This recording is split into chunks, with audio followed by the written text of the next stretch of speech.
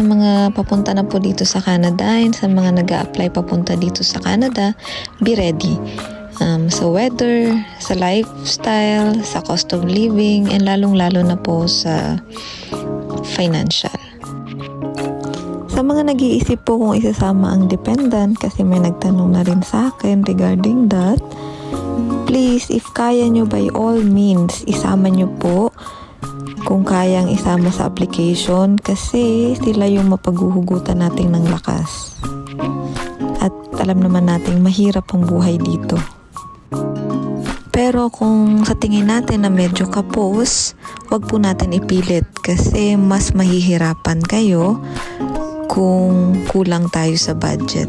Kasi po sa laki ng tax and sa mga mahal na bilihin and sa iba pang bills, sa rent, kailangan po talaga enough yung funds natin bago tayo pumunta dito.